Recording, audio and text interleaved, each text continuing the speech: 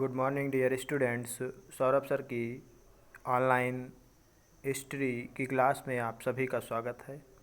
आज हम अपने कक्षा 7 का जो लेसन है 1 उसमें इतिहास के मुख्य स्रोत के विषय में जानकारी प्राप्त करेंगे कि इतिहास के मुख्य स्रोत क्या थे। तो मध्य युग का स्पष्ट चित्र प्रस्तुत करने वाले मुख्य ऐतिहासिक स्रोतों को 2 वर्गों में विभाजित किया गया है। नंबर 1 साहित्यिक स्रोत और नंबर 2 पुरातात्विक स्रोत। नंबर 1 साहित्यिक स्रोत के अंतर्गत क्या आता है देखते हैं। इसमें लिखा है प्राचीन काल में लेखन कार्य ताड़ पत्रों तथा भोजपत्रों पर किया जाता था। 13वीं शताब्दी में लेखन के लिए कागज का प्रचलन प्रारंभ हुआ, जिसमें अनेक पुस्तकें प्रकाशित हुईं। इस युग के साहित्यिक स्रोतों में निम्नलिखित उल्लेखनीय हैं। नंबर 1 विदेशी यात्रियों तथा साहित्यकारों के विवरण।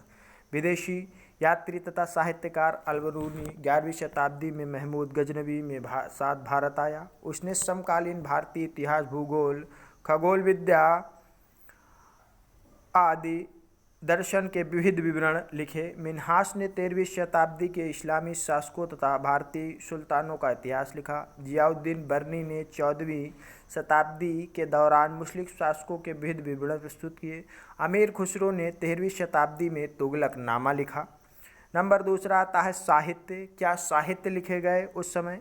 दंडी का 10 कुमार चरित्र, बाणभट्ट का हर्षचरित, कल्हण की राजतरंगिणी, बिल्हड़ का विक्रमादेव चरित, चंद्रवरदाई का पृथ्वीराज रासो, क्षेमेंद्र का कुमालपाल चरित आदि महान साहित्यिक रचनाएं होने के साथ साथ ऐतिहासिक कृतियां भी हैं। इसके अतिरिक्त विशाल लौकिक साहित्य की भी रचना हुई, जिसमें शब्दकोश, व्याकरण, नाट्यशास्त्र, चिकित्सा, धर्म, गद्य तथा कला आदि सम्मिलित थे। नंबर 3 साहित्यिक कृतियाँ। देसी लेखकों ने अनेक साहित्यिक रचनाएं लिखी, जिनमें तुजुके बावरी, आयने अकबरी, तुजुके जहांगीरी आदि उल्लेखनीय हैं। ये कृतियां अत्यधिक सुंदर चित्रों से सुसज्जित हैं, जिन्हें सूक्ष्म चित्रकला भी कहा जाता है। असमान सूचनाओं के अतिरिक्त इनसे कला तथा चित्रकला पर भी पर्याप्त प्रकाश पड़ता है। नंबर 4 आता है आपका आत्मकथाएं और संस्मरण। बाबर तथा जहांगीर के संस्करण उनकी आत्मकथा के रूप में लिखे गए हैं।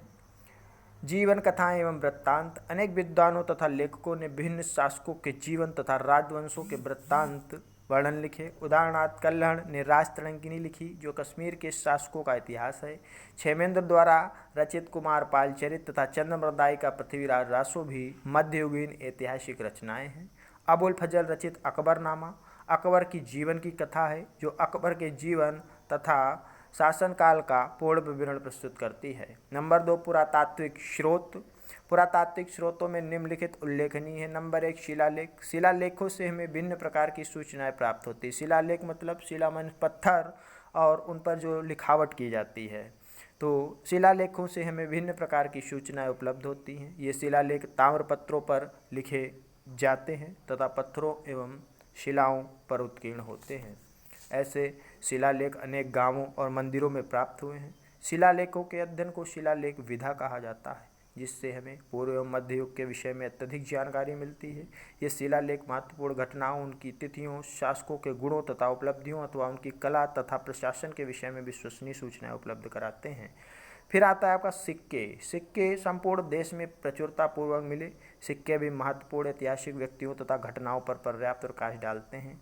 इनसे तत्कालीन आर्थिक दशाओं का भी जानकारी मिलती है। सिक्कों के अध्ययन को मुद्रा विज्ञान कहा जाता है। सिक्कों के अध्ययन को क्या बोला जाता है? मुद्रा विज्ञान। तो कोई पूछे कि मुद्रा विज्ञान क्या होता है, तो बता देंगे सिक्कों का जिसमें अध्ययन किया जाता है वो मुद्रा विज्ञान कहलाता है। स्मारक, मंदिर, किले तथा महल। मध्ययुगीन शासकों ने अनेक स्मारक, मंदिर, मस्जिद, किले तथा महल बनवाए। स्मारकों में दिल्ली के निकट महरौली में कुतुब मीनार, चित्तौड़ का विजय स्तंभ, फतेहपुर सीकरी का बुलंद दरवाज़ा, आगरा का ताजमहल, सिकंदरा आदि प्रसिद्ध हैं।